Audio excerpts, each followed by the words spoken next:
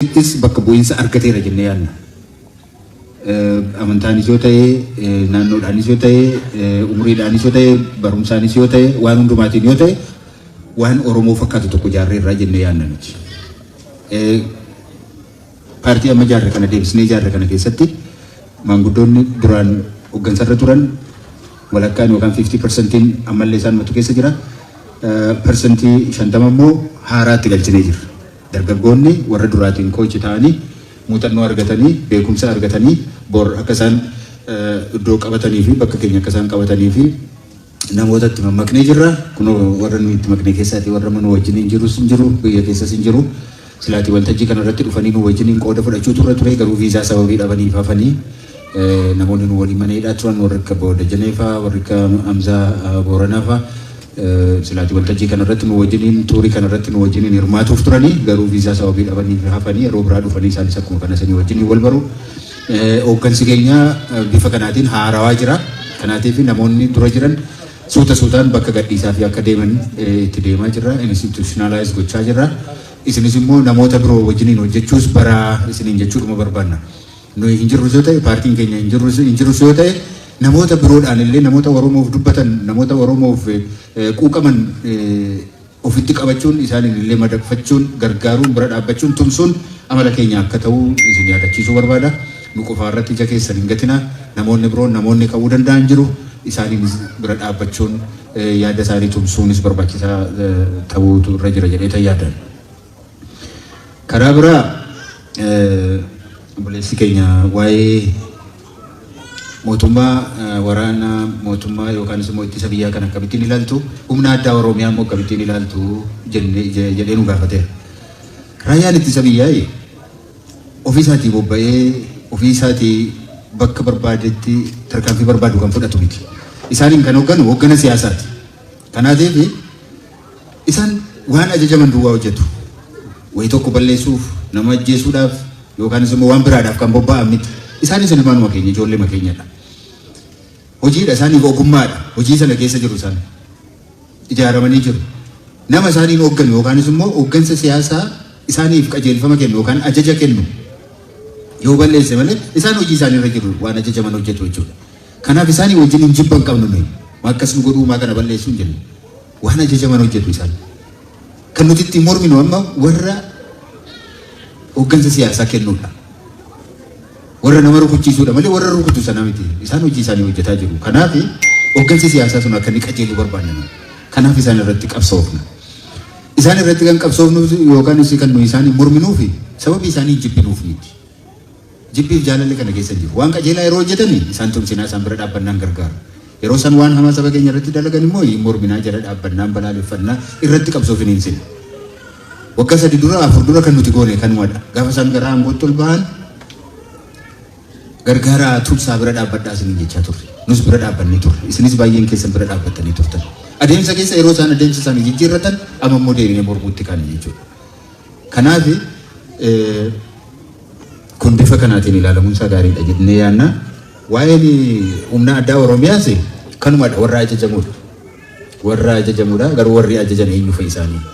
Yeroo tokko dhuguma bifa baay'ee gara jabinaan guuteen akkaataa isaan itti nama rukutan akkaataa isaan itti nama ajjeesan akkaataa isaan itti nama dararan yeroo laallu dhuguma humna Oromiyaati moo humna addaati kun humna biyya eessaatii dhufeedha maal keessatti kan dhalateedha aadaa akkamii keessatti kan dhalateedha kan nama jechisiisu hin jira.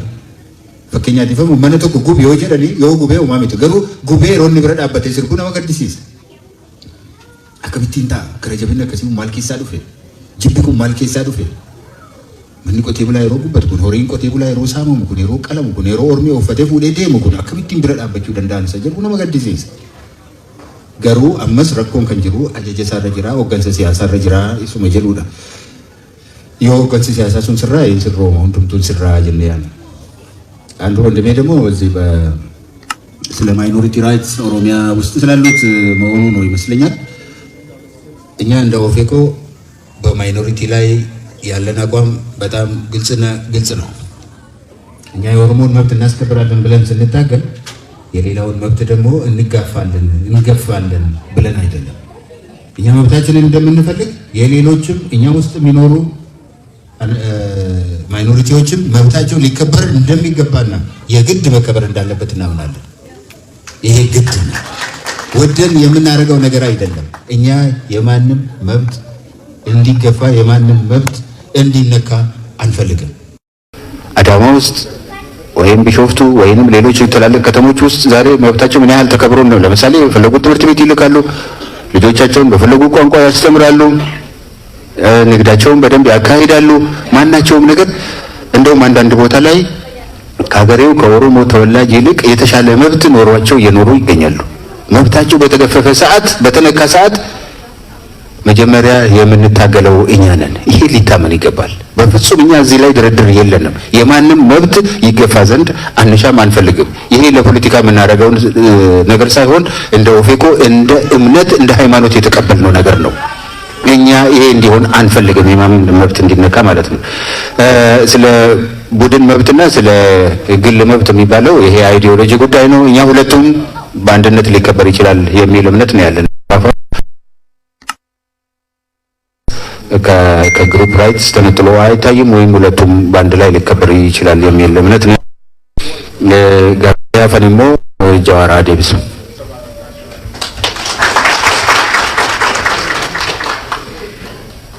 Mamma sanduuqa irraa kaastani wal dhibdee Kadir Bulloo jidduu jiru tokko Kadir Bulloo taphataa keenya akka maal abbaa akka deemti waa gistii jedhutti ana mammaas yoo na yaadachiisee nama jabaa nu bira jechuuf kan taasuu barbaade. Ani callisaan jenne nu jenne kalamaat gad barsiine waan dubbannu keessatti eeggachaa jirru biyyi qarqararra jirti. Ta'uu danda'a. Nama wal fichisiisuudhaaf duula baay'ee godhama.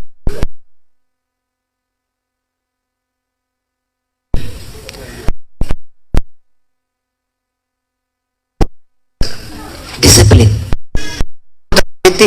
Untuk guddaa qabanne.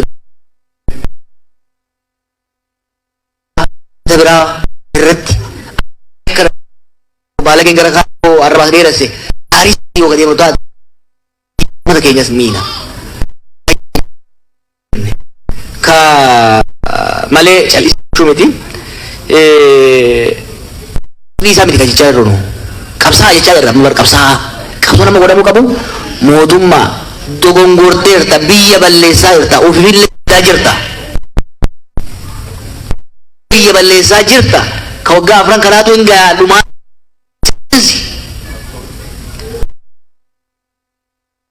bu'aa jirta dooladhaa guyyaa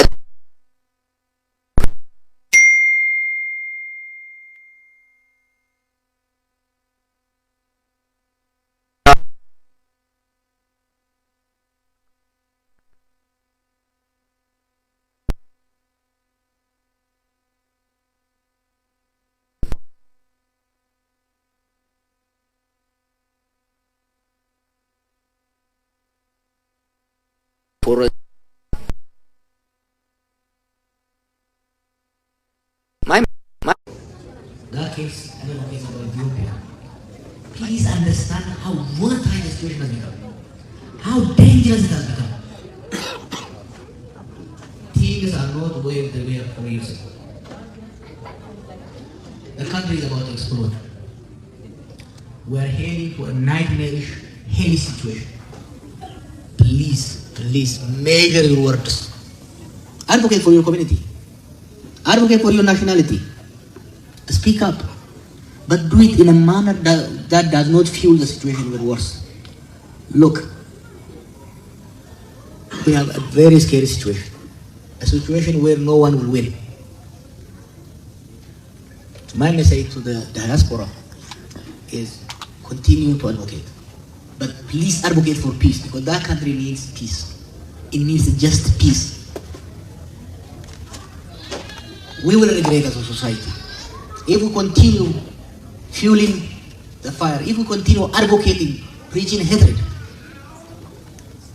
it is going to be a situation where I hope we are not late. I hope we are not late. Because things are changing daily for the worse. Oromo maaltu mala Oromo fi saboota biyya saniitiifis malli tokko mana sanitti hima. Waan tokko hin soobin amma. Gara baay'een wal tuttuqaa jira. Warra afaan akka bakkalaa warra afaan Oromoo dubbatu Oromoota tongorra jira gara tokko. Gara tokko nama Oromooni gara tokko hin ajjeefama. Gara tokko immoo maqaa isaatiin biyya ajjeefama. Namni biraa ajjeefama. Hinduuna saba biraatiin immoo jibbamna nuti duulama. San qofaa miti lolli immoo Oromiyaa qofa keessa hin jiru. Tigraay jira, Amaara jira, Beenishaangul jira, Gumuz jira, Kibba keessa jira, Somaalee malee. Somaaleen maaf nagaa qabdi beektu? Gubattee agarte. They learn from their terrible lesson, history. Uummanni Somaalee yeroo dheeraadhaaf naannoon Somaalee sun naannoo nagaa hin qabne ture. Hanga waggaa afran kanatti garuu naannoo santu nagaa argate. Maaliif gajaa qorannoo guddaa gaafataan akka laalutti garuu they learned. Somaalee walii galatti deebi'ee fayyaa jira beektanii. Look at what is happening in Mogadishu. Deebi'anii of jaaraa jiran. Qalbitti deebi'aa jiran. Eliitiin isaanii hubate jechuudha. Kan Itoophiyaa biraa hoo machii haaraa keessa jira. Maraatu haaraa keessa jira. Namni akkamitti ka'ee kaaldamastas nu balleessinu malee akkamitti bada namni hin badu. Kanaaf qalbii odoo horatee namni gaarii yaada jedhuun qaba. Oromoon dhugaa akka Oromootti gaaffii qabna. Akka Oromootti haga qabna. Miidhamneerra. Garuu ibiddi biyya san guutuutti qabatee wanni amanu mootummaan jennu kaabatti lolli Tigraay akka dhaabatu akka na eegalles qabsoofne akka dhaabatus qabsoofne amma immoo hoggaa sochii tokko tokko godhan jajjabeessaa jira. Garuu maal jenne mana Itoophiyaa jedhamu kana kallattii maraan ibiddi itti qabatee jira. Gara tokko dhaamsinee kan biraa dhiifnan hin ta'u garuma hundaa dhaamsaa jenna. Akka Oromootti illee this applies to us. Ibiddi Oromiyaa qofarraa miti kan dhaabatuu qabu. Biyya guutuurraa dhaabatuu qaba. Maaliif Oromiyaa irraa keessattuu Oromiyaa irraa dhaabatuun qofti gahaa miti. Naannolee kana hundaan saboota kana hundaan gaafilee kan argaa jirtan saba hedduun nu keessa jira ollaa keenya jira. Kanaaf lolli dhaabachuun biyya nagaa deebi'uun Oromiyaa qofa osoo hin ta'in hundaan. Kan caalaa miidhamee jira biyya san beektanii. Amma biyya sanii namni jenosaayidii ethnic cleansing jedha. Dhuguma saboota bara dhabamsiifamuuf qarqara irra ga'ee jira biyya san. So bal'inni halaallu waan kana. Nurraa isa biddaa dhaamu biyya hundarraa dhaamu. Hojii dippiloomaasii itti jirra. Carraaqaa jirra. Garuu laaftu miti. Awurooppaattis asittis waa hedduu yaalaa jirra. Profeesar illee gaafa asxuudha waa hedduu hojjete. Bakkalanis hojjetaa jira. Waliinis hojjechaa jirra. Biyya keessatti illee dippiloomaatu jira hunda. Sheef gochuu baay'ee yaalaa jirra. Credibility immoo qabna. Paartii lola morme qubaan lakkaaman keessa adda dureen waan jirruuf mooraal awutoriitii qabna nu. Haala biyya saniitti irratti ejjennoo cimaa fudhachuudha. Kanarratti hojjechaa jirra. Waa hunda keessa hin deemnu. Gara Oromoo Farasti moo Itoophiyaa Farasti kan jettu. Let's understand context biyya sanii. Jijjiirama ejjennoo ilaalchati miti. Itoophiyaan Oromoo Faristii fi Itoophiyaa Faristii fi Oromoo Faristii nu falmisiisaa turte sun hin jirtu warra jarana. The Ethiopia that arrested me and the one that released me are totally different. Ethiopia fi Oromiyaan bara Oromoo Faristii fi Itoophiyaan amma dachiisanii. Those kind of ideological debates are secondary today. Lolli kun itti fufnaani Itoophiyaa Faristii fi Oromoo Faristiin leeyyarii ta'a. Qabalee Faristiin dhufa. Isinitti hima. This is going to be dangerous. Because what is coming is war of all against all. Communal violence, communal warring dhufu deeman isin jechaa jira. Be careful. Let's be very realistic about what is happening. Rakkoon, it is not the usual, it's not what it used to be 5 years ago. It's not what it used to be 2 years ago. It is not going to be what it is today. You are going to wish today comes back. If lolli kun dhaabachuu waan kana serious ta'anii deemuun barbaachisaa. I can theorize ni godhee hedduu haasa'uu hin danda'a. Harka isin dhoofsisuu hin danda'a. Oromoo kanaaf qabsaa'aa buleessi kiyya ka Uganda irraa jette Oromoo kanaaf qabsaa'aa. Wallahi Oromoo kanaaf qabsaa'aa jirra. Because we love these people. waan isin jaalannu dhugaan keessa waan nu mararuufi kijibaan harka isin dhoofsifne. Because we care deeply and we understand the situation. And the situation calls for sober analysis. The situation calls for very careful strategizing. Lolli kun dhaabbachuu baannan Oromoo fi Itoophiyaadhaafis sabaaf sablammootaafis hamaadha. Lolli kun dhaabbachuu qaba jechuun jaalalummaa qabnuuni. Populismii cabsi qoysi daaraa godhi barbadeessi jechuu dandeenya akka Gifaa Baloo Profeesar Mararaa jedhu san jechuu dandeenya bara. Quba takkaan dhaabuu dandeenya. That's not the issue. That would be irresponsible today. That would be dangerous today. Ila nuyi ibiddi garaa keessa jiru dachaan nu keessa jira. Madaan isin eelu sun dachaan nu eela. Rakkoo miidhaa saba keenyarra ga'u san walakkaa isaan quban qabdan haga nu beeknu. Garuu what is best? What is expected? Hoggansa irraa kan eegamu haala qabatamaa jiru erga laalame booda rakkoon balaan hamaan kan caalaa kan dhufe maal haa goonu kanaan itti deemaa jirra. Kana nu hubadda akkuma Baqqalaan jee. Silaa qaata kun qaata wajjeessan. Sababumaaf hafne. There is nothing in this world. Kasaba kanaaf uummata karraa adda baasu nothing. We have seen all of it. Rakkoo agarree jirra. Rakkoon feete uummata kanatti akka garagalu nu godhu. Qananis agarree jirra. I have been everywhere. I have been to 100 countries. I have seen luxury. Wanni sagalee laaffifannee dubbannuuf sodaan illee miti. Namni tokko nu doorsisu hin jiru. Lubbuu tuufnee kararra keenyatti hin deemne. Aangoos maal isin barbaadu nu hajaarraa hin qabnu. Meebii uummanni biyyaa jiraatu ka barbaade abbaan fedhichirraa taa'u hajaa hin qabnu kanarraa nu. Sanii miti. We care. We care. Akka uummata keenyaa qomsan ta'e ka uummata biraatillee we care about it. Kanaaf kan deemaa jirru.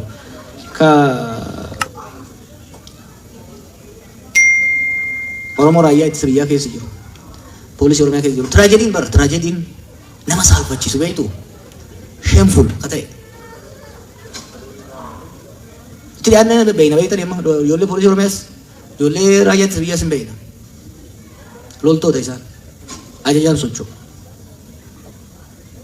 Hoggansa siyaasaatu nama keenya bakka lamatti baasee ol ficcisiisa. Believe it or not, Oromiyaa keessatti gamaan aduun kun harki guddaan probably kudhan keessaa 9 ilmaanuma keessan. It's your brother, your sister, your cousin. Terrible, sad, shameful. Kanaaf nuyi waraanni aadaa batu hoggaa jennu, lolli hin baasu hoggaa jennu, maddi rakkoo kanaa loltoota jennee namannu. Maddi rakkoo kanaa wal dhibdee siyaasaati. Sirna abbaa irree ijaaruudhaaf hawwuudha. Olaantummaa garee tokko ijaaruu hawwuudha. Isteetiitti fayyadamanii akka oligaarkiidhaan bulchuudhaaf yaaluudha. Sirna haaraa waliigaltee haaraa saba salmootaa fidurra sirna moofaa kadeessaa ummatoonni fincilanii ofirraa buusan deebisuu hawwuudha kana fide. It unleashed powerful and contradictory messages. Contradiction ummata keessa ture sun akka dhowwu godhee. Kanaaf nuti maddi rakkoo kanaaf hoggansa siyaasaa keessa jira. Hoggansi siyaasaa loltoota walitti erguu dhiisee wal ficcisiisuu dhiisee waliin taa'ee haa mari'atu ka jennu kanaafi. The question about minority rights is what Baqqala said. There will be no country where Oromo will be peaceful, but other ethnic groups will be at war or oppressed. It's impossible. More than ever, the people in that country are interdependent. እኛ የምንፈልጋት ኢትዮጵያ የምንፈልጋት ኦሮሚያ ኢንፋክት የምንፈልጋት ደግሞ የተወለድኩባት ቀበሌ የኦሮሞ ሕዝብ በማንነቱ ተከብሮ በመረጠው መንግስት የሚተዳደርበት ድሙጋ ውስጥ የሚኖረው ጉራጌ፣ ስልጤ፣ አማራ መብቱ ሳይነካ ከማንኛውም ሰው እኩል ሆኖ ከኖረ ብቻ ነው ድሙጋ ሰላም የምትሆነው። ጀስት ፒስ የምንለው ይሄ ነው። ማጆሪቲ የሆነው በኃይል አፍኖ ማስተዳደር ይችላል። ማይኖሪቲ ኦሮሚያን ተውት። ድሙጋ የምትባለውን የበሬ ግንባር የምታክል ከተማ ብትወስዳት ጀስት ፒስ ስንል ምንድነው? ሁሉም መብቱ ተከብሮ ሳይበደል ሳይገፋ የሚኖርበት ሀገር ነው መስራት እንፈልገው። ይሄ በኦሮሞ ላይ የሚደረገው ፕሮፓጋንዳ ውሸት ነው። ኦሮሚያ ውስጥ እንደዚህ ያደርጋሉ። አብዛኛው ግድያ የሚደረገው የህዝቡን ስለማጠልሸት ነው። ሁለት አይነት ማይኖሪቲ አለ ኢትዮጵያ ውስጥ። አንክሌቭ እና ስካተርድ የምንለው አንክሌቭ የምንባለው በአንድ ብሔር በሌላ ብሔር መካከል ሲቀመጥ ወሎ እንዳለው አይነት እሱ ማይኖሪቲ ይሆናል። ስካተርድ ምነው ደግሞ አለ እንደ አማራ ለምሳሌ በሁሉም ክልል ውስጥ የሚኖር እንደ ጉራጌ በሁሉም ከተማ ውስጥ የሚኖር ሁለቱም ማይኖሪቲ ሊጠበቅ ይገባል። ይሄን ለመጠበቅ ደግሞ ሀገራዊ ፖለቲካውን ማረጋጋትና ወደ መንገድ መመለስ ያስፈልጋል። ዋናው የማይኖሪቲ ጠንቅ ጦርነቱ ነው። ይሄ ጦርነት ከቀጠለ ግድያ ይቀጥላል። የብሔሮች ቴንሽን እየጨመረ በሄደ ቁጥር የመብት ጥሰት ብቻ ሳይሆን የህዝቦች መተላለቅ ይመጣል። አደራችሁን ጦርነት አቁሙ የምንለው ቁስል እያለብን ስንት ነገር እያወቅን እየተማጸንን ያለ ነው። ከራይት አልፈናል። አሁን ከመብት አልፈናል። ኢትዮጵያ ውስጥ ስለመብት አይደለም ያለው፣ ስለመናገር ስለመስራት አይደለም። የመኖር መብት የለም። በቃ የመኖር ዋስትና የለው። ህዝቡ ወጥቶ የመግባት ቸርች መስጊድ ሄዶ ጸልዮ የመመለስ ሰርግ ሄዶ የመምጣት ዋስትና የለውም። ኮሌክቲቭ ሴኩሪቲ ተፈጥሯል። መብትማ ቅንጦት ቆይ ነው። የመብት ፖለቲካ እሱ ቅንጦት ነው። ምክንያቱም ሴኩሪቲ ነምበር 1 ሰው በህይወት መኖር መቻል አለበት። ሰው እየተጨፈጨፈ እያለቀ ባለበት ሁኔታ ወደ የግል መብት የቡድን መብት ብለን ለመከራከር ቅንጦት ነው። አሁን ቅድም ወደ ቤት የጠየቀኝ ጥያቄ ነው። አብዛኛው የዛሬ 5 ዓመት የምንከራከርባቸው ጉዳዮች ዛሬ ኢረሌቨንት ናቸው።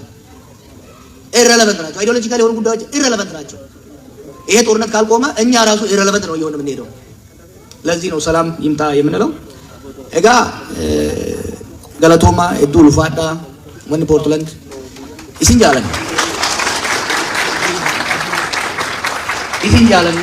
ከናቢ ከከሰን ዱራ ዳበኔ ዋን ተከተከ ዋን ኮኬ ከሰን ረከቱለ ኤክሰልቲቭ ወን ዱፍነስ ወጂ መሪያ ኑቢ ይስን ከበኛ ይስንጃለና ዱጋኑ ቢራ ቀምቱ ከናብ ዱጋ ገራ ከኛ ጅሩት ንትምና ገለቶማ ኡልፋዳ ነጋኑ ጉላ